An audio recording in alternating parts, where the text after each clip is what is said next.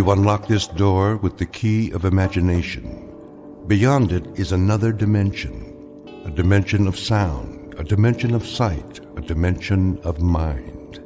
You're moving into a land of both shadow and substance, of things and ideas. You've just crossed over into the Twilight Zone.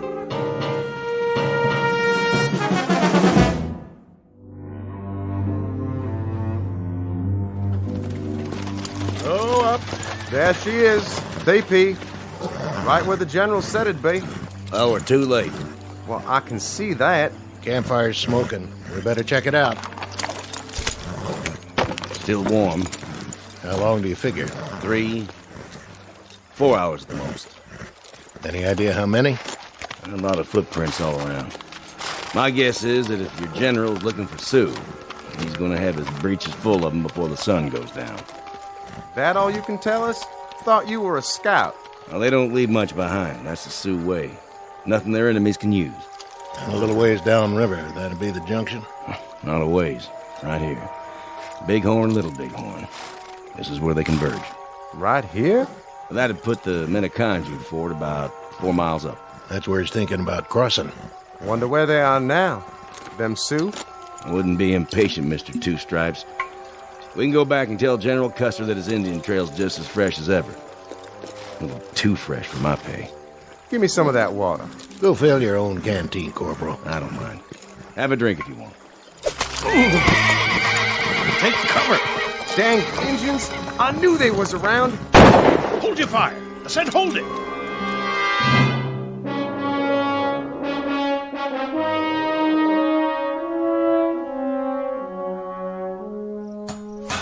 How's the drive chain, Langsford? Just a smidge more. There, I got her, Sarge. Good man, Corporal. Are we going back to camp now? That we are. The captain would be glad to hear that. Get him on the horn, will you, McCluskey? Tell him the tank's up and running and we're on our way. Sure thing, sir. What in the... Those were shots, weren't they? Put it down. But I heard... So did I. Easy, Tiger. These are just training maneuvers. If we start to get trigger-happy, it could turn into a real war. Hunting season, maybe. They still got buffalo around here? Hey, how about it, McCluskey? Want to go shoot some buffalo? Tastes just like chicken. Let's have a look. Nice and calm. If it's the red team, I'm giving up. They can tag me POW, and I'll just sit out the rest of these war games. Getting hot as an oven inside this tank. Why, I am surprised at you, McCluskey. The sergeant and me have had our eyes on you. You have? Sure, we were thinking of recommending you for OCS. Outside of the fact that you read a map upside down and you couldn't navigate a plow across a dance floor. Sounded like those shots came from the other side of the draw. Now, what was that? I know what it was. Somebody's playing games. That's right, they're funning us. Can't you take a joke, McCluskey? It was a signal. Just the way the Indians used to do it. It's a hot June day in the present century.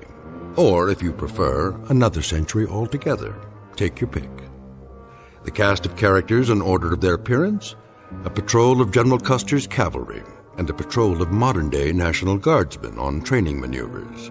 What neither group knows is that the past and present are about to collide head-on, as they are wont to do in a very special bivouac area known as the Twilight Zone.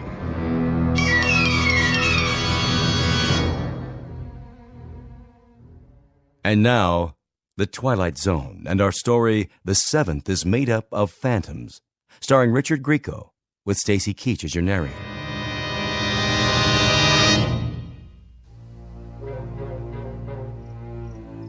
Well, if you ask me, it could have been a bird or something. What about the rifle shots? Listen up.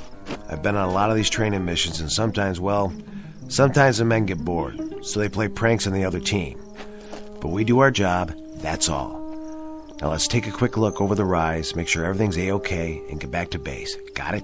Got it, Sarge. Loud and clear. I'll check it out. Go ahead.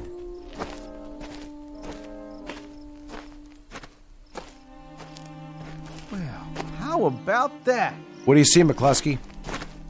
It's a wigwam. An honest-to-Pete wigwam.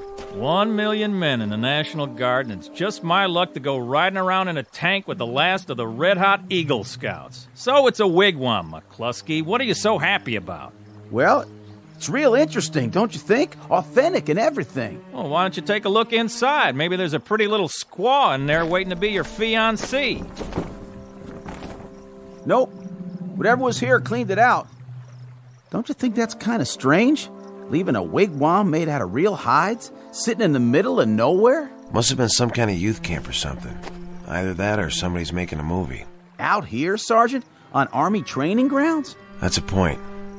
They never get a permit. Too dangerous. Besides, we'd have been informed. Sure is interesting, though. Right there's a junction of the Bighorn and the Little Bighorn Rivers. Just a little ways from here is where Custer fought. Custer who? General Custer. Didn't you learn about it in school? This is where the 7th Cavalry fought the Sioux Indians. What do you got there?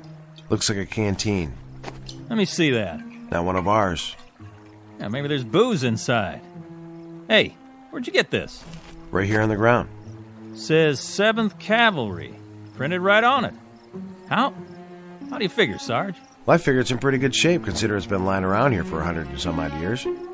Must be a lot of ghosts running around a place like this. Ghosts? Either that or somebody planted it here. McCluskey's got one thing right, though. Somewhere along this river they fought quite a battle. George Custer and 200-odd men against a couple thousand Sioux. Custer's Last Stand. Didn't you ever hear of it, Langsford? I heard of it. Maybe next year a museum will send you guys out on an expedition and you can spend all your time picking up antiques. But right now, I thought we were supposed to be a motorized patrol on war games. Me, I'd like to be reconnoitering in some small dark bar right about now. Or maybe the YWCA. Or in a pinch, I'd settle for a... What was that? The wind. That's what it was. The wind. But the canteen and all. Don't you reckon we ought to go back and tell the command post? Don't you want to wait for the Union Cavalry, McCluskey? Now, what were you saying, Sarge? This is where they fought, huh? Around here? Someplace around here. When I was a kid, I read everything that was ever written about it. Custer and the 7th were the advance guard for a general named Terry. The last thing anybody ever heard from him was that he was dividing his regiment into 3 parties. He was going to surround what he figured was a small group of Indians. There was a captain named Benteen with 3 troops. Went off to the south. Major Reno went to the other side of the creek to follow an Indian trail. Custer was the center column. He rode right into them and got slaughtered. 1876. That was the year. Right, 1876. Somebody planted this canteen for a gag, then. It's not old. It's practically new. See for yourself. The water's still fresh. This whole thing's a gag. Either that or... Come on, let's get out of here. I'm serious, you guys. Let's go back to the tank. Yeah, let's go.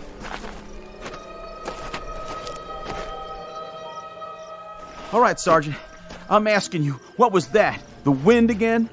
I don't know. Yeah, sure, that's what it was, the wind.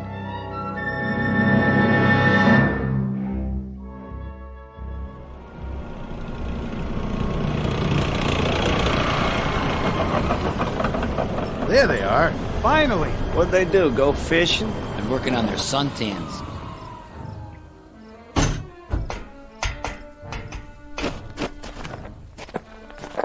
Well, boys, never thought I'd be glad to see you again. Hey, the captain's PO'd. You better get in a 10 on the double. How come? I called in a position report. Yeah, but that was a while ago. Lieutenant, if you had seen what we saw... Can it, McCluskey? I'll give my report directly to the captain. Say, any of you good old boys got a cold one stashed around here?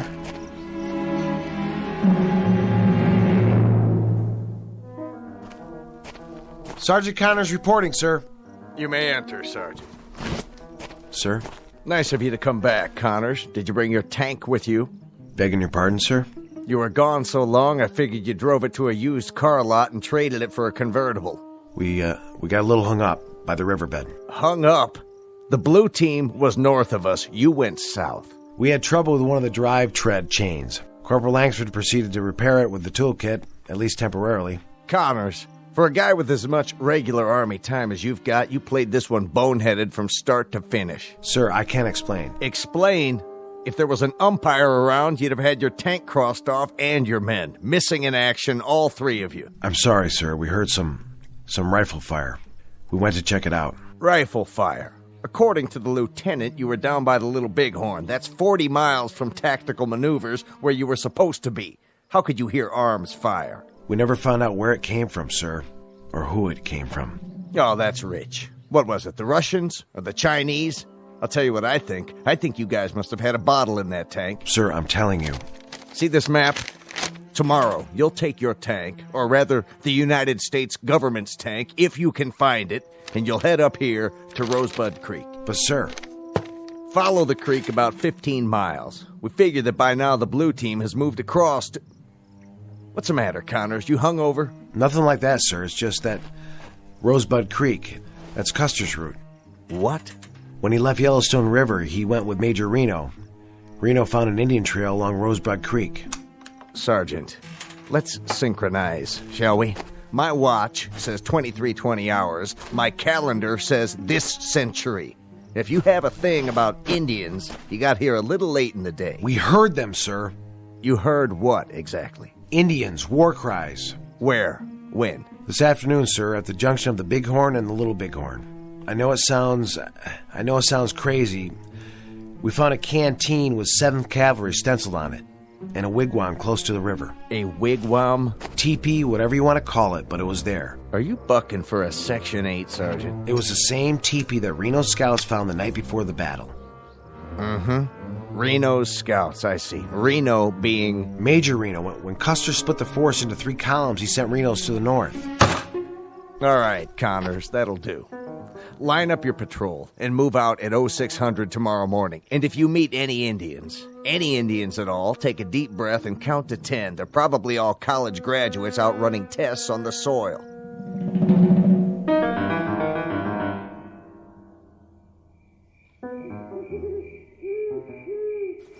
Sergeant? What? You awake, sir? Yeah, I'm awake. What's the matter? Nothing, sir. I was just lying here thinking. Thinking about what, McCluskey? Well, sir, wouldn't you say it's strange? The only thing that's strange around here is you. Now, will you knock it off so a fella can get himself a little shut-eye? Langsford's right. We've got an early detail in the morning. I know, Sergeant, but the teepee and that canteen and all... Listen, kid, I'm asking you politely. Sorry, guys.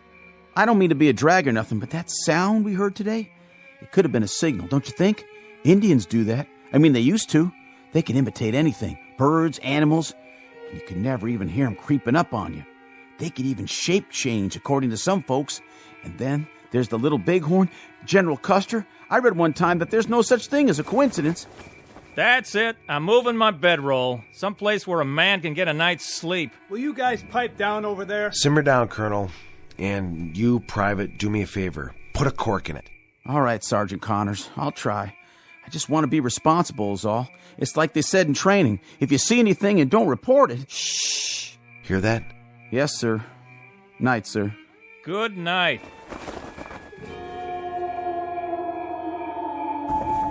What in the blue hell was that?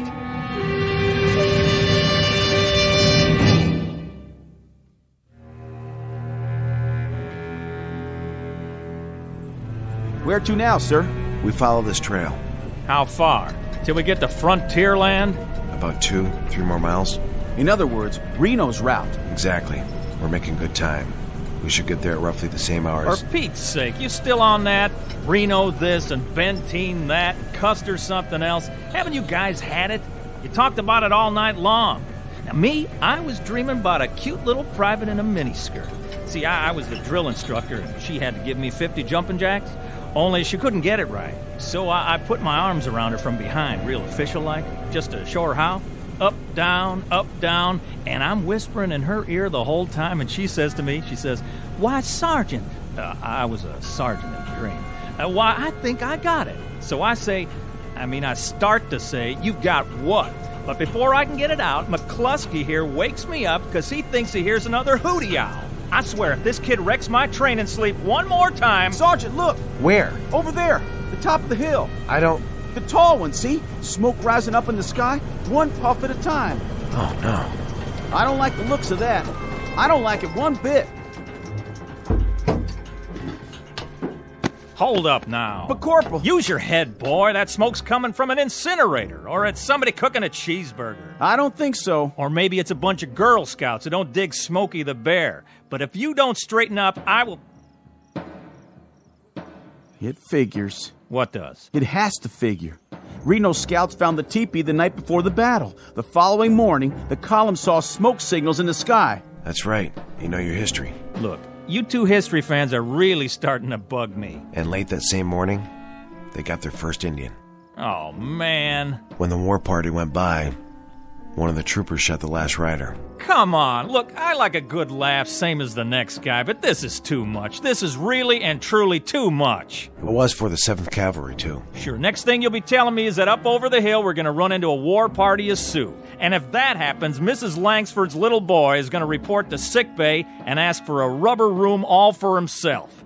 Just remember, I can always make it a reservation for 3, if that's what you... We have to arm ourselves. Get back in the tank. What are you doing? There's nothing out there but a dust cloud. Yes, but what's behind the dust? You hear it? We're wasting time. You stupid moron kid! Put that rifle down! What do you think you're shooting at? Langsford, McCluskey, watch out! Oh, my dear God. You saw it. We all saw it. Yeah, I sure did. A horse without a saddle, an Indian pinto, and no rider. That means I killed him. I killed him with my M1. Sergeant, I just fired blind toward that cloud of dust, but I didn't mean to... That's enough. What were you saying, Langsford? You want to make a speech now? You got something to say, do you? I got something to ask. Are we all out of our tree or what? I don't know for sure, but I've got an idea. We're listening. See that ravine down there? What about it? It's all part of it. Somehow, some way, we're riding the same trail that Custer did. Figure it out. There was a teepee. When did we find it? Yesterday afternoon. Just like the scouts did. There was the smoke signals, just like Reno's column saw the next morning. Then McCluskey got himself an Indian, just like the day of the battle. All right, let's say you're right. Let's say it's just like you say it is. We follow this trail just like they did. Yes, Corporal, we follow it. Well, what's the next thing that's supposed to happen? We wind up at a massacre. Hadn't we ought to go back to camp and warn them? Warn who? It's not our men who'll be under attack. It's Old Yellowhairs. Old Yellow? General George Armstrong Custer. And you mean to stop it? I don't see that we have much choice. Stop it or join it.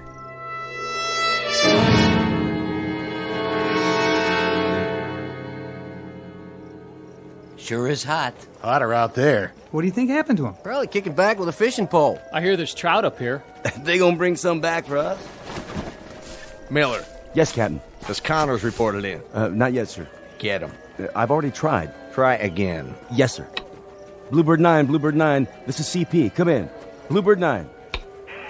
No dice, sir. Keep trying. What if they're out of range? Then they've disobeyed a direct order, and this time they won't get away with it. Bluebird 9. Come on, guys. This is Bluebird 9. Go ahead, CP. They're acknowledging, sir. Give me the microphone. Connors, this is the captain. This is McCluskey, sir. McCluskey, where... Sorry, you're breaking up. Private, do you think you might extend yourself enough to give me your position? We're 4 miles down Rosebud Creek, about to cross over. You're about to come back here double time. You're about to report to me personally, and you're about to do it inside of a half hour, or you'll be spending the next 3 national holidays in a guardhouse. Do you read me? Yes, sir. Just a minute, sir. Here's Sergeant Connors. Captain. Connors, do I have to send a couple of MPs down there? Captain, we're just a mile away.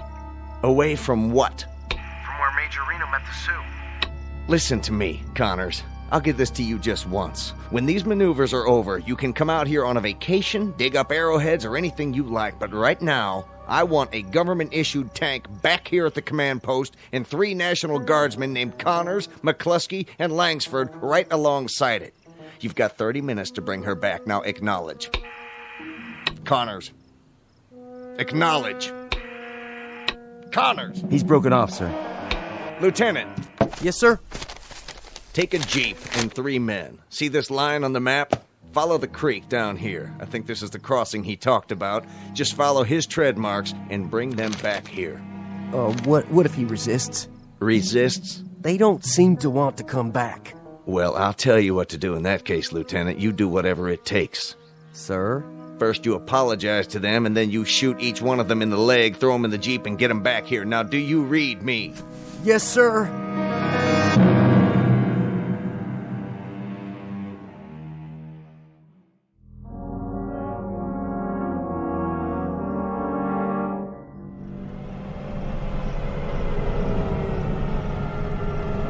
Hold it!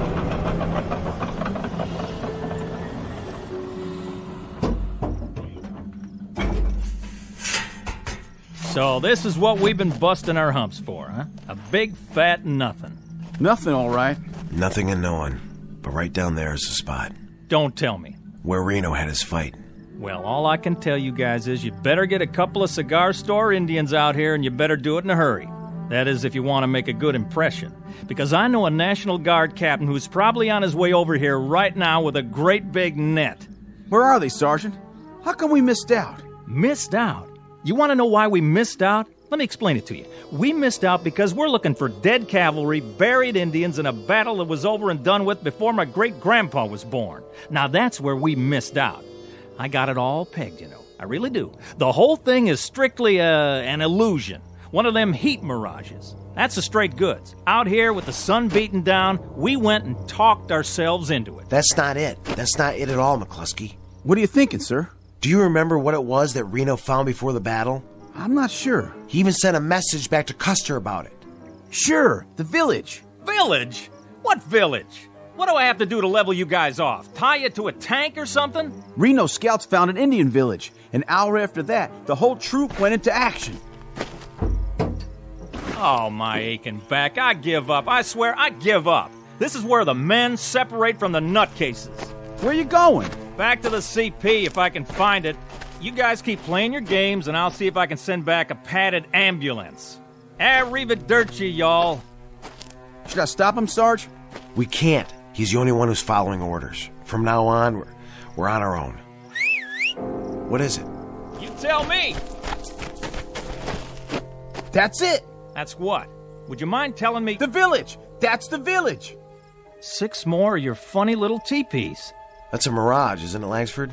Not really there? Man, don't ask me anything. Now you got me seeing it. Don't ask me nothing. Looks abandoned. I'll go down to scout it. An hour ago, if you'd said that, I'd have died laughing. And now? You got your rifle? Sure thing. Then be careful. Of course I will. Well, what happens now? You read all the books. What's the next thing? Beyond the village. That's where Benteen engages. What about Custer? He loses his right arm. As of the moment, Reno got cut off here. Custer's column was doomed. This is wild. I swear, this is off the scale. Now, how in the... Well, how in... I mean, it's like chasing somebody that ain't even there and trying to catch up. Well? Connors. Langsford. What'd you find? I'm not sure. But if it's a mirage, this one goes all the way. What's the matter with you? You all right? I just saw the granddaddy of all mirages. I mean the mother of all... Hey, fellas? You're white as a sheet. That's 'cause this one's sticking in my back. McCluskey! Get the medical kit. I'll try to cut the arrow out. Bluebird 9, this is CP. Come in. Oh, good, Captain. Then they're refusing to answer. Either that or they've vanished off the face of the earth. Captain? You'd better have something to tell me. Yes, sir. For starters, that they're just a few hundred yards behind you, right? I wish I could say that. Then you better tell me something, Lieutenant, and fast, like the whereabouts of an M4 tank. We found the tank, sir. Is it operational? It appears to be. Where are the men? No sign of them. What? Only this note. Let me see that. Crossing Rosebud Creek, trying to reach the cavalry. Pray we're not too late. What's the meaning of this? I don't know, sir. We drove up and down the creek bank, Is that true? This is all you found? No sign of them? That's right, sir. What about you? There were tracks leading to the tank, but after that, it's hard to say. All I know is they weren't in it. And you, Private, I want you to consider your words very carefully. Yes, sir. The tank was empty, except for some of their gear.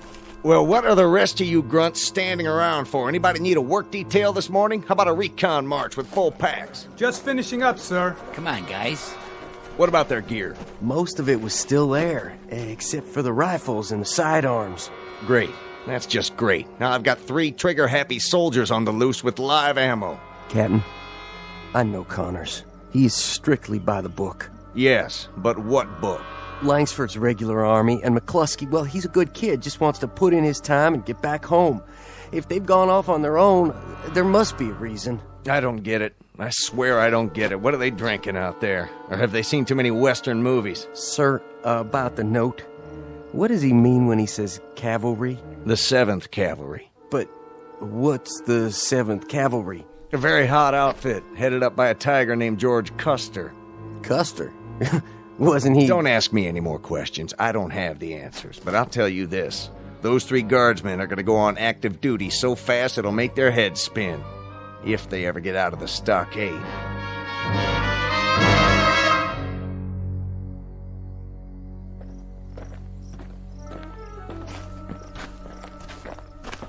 Not much farther now. Come on. We're gonna make it. We're gonna make it, man. We got you, okay? Just hang on to my shoulder. Where are we? A few hundred feet away. They're right over the ridge. Sarge, you hear it? The wind, that's all. Not that. Sure we hear it. This time we all do. Wait a minute. Listen. That's them, Sarge. The 7th. You think he's right? We made it. We made it after all. Almost.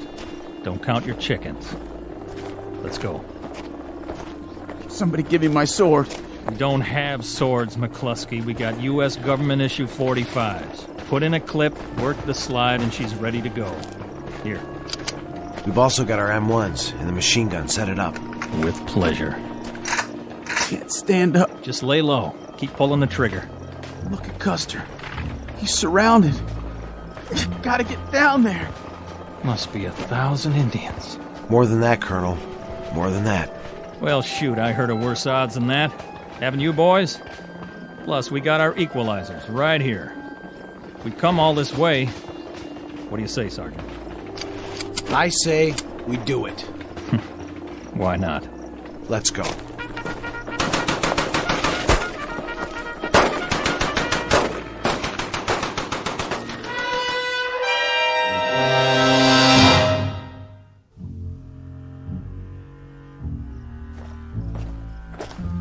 This is it, Captain. The last known location. What's that plaque for? Read it, Lieutenant. Custer Battlefield National Cemetery, honoring the memory of 261 men of the 7th Cavalry who lost their lives in battle. So this is the cavalry they were talking about. It was. It's a national shrine now. They made it. What's that, Captain? Nothing. No sign of them on either side of the creek, Captain. What about the tank? Up near the ridge where they left it. But no sign of the men, no sign at all. Keep looking. Yes, sir.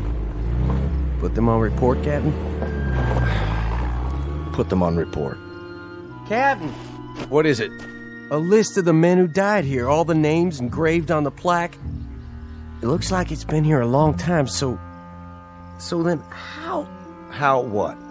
I think you better take a look at this. Right here, in the middle of the list. William Connors, Michael McCluskey, Richard Langsford. Kind of a coincidence, don't you think? Quite a coincidence. But how?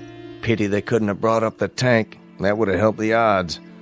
Wonder if the drive chain failed again. Beg your pardon, sir? Nothing, Lieutenant. I didn't say a thing. Not a blessed thing.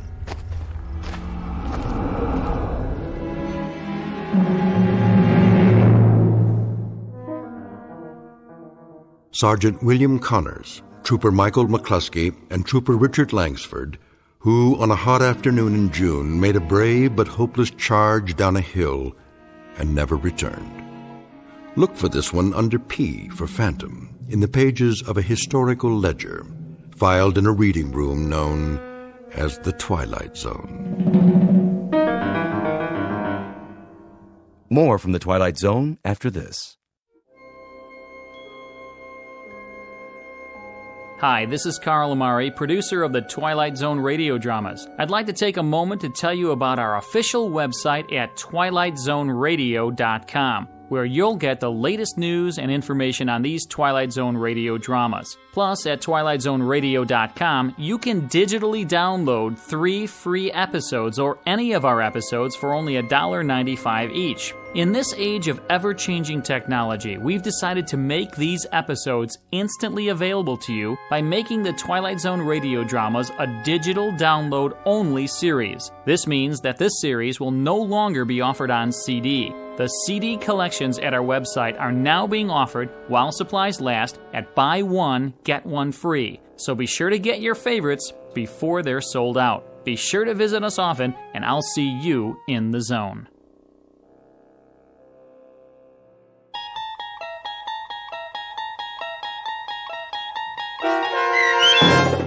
The Seventh is made up of Phantoms, starring Richard Grieco, with Stacy Keach as your narrator, was adapted for radio by Dennis Etchison and based on a script by Rod Serling.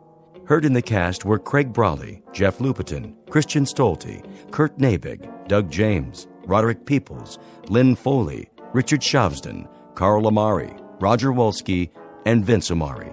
To learn more about the Twilight Zone radio dramas and to obtain audio cassettes and CDs of these programs, visit our website at twilightzoneradio.com. The producers of The Twilight Zone wish to thank CBS Enterprises, Carol Serling, Dennis Etchison, Dick Brescia Associates, Claire Simon Casting, Paul Patch, Terry Jennings, the American Forces Radio and Television Service, our sponsors, and our radio affiliates for helping make this series possible. This copyrighted radio series is produced and directed by Carl Amari and Roger Wolski for Falcon Picture Group.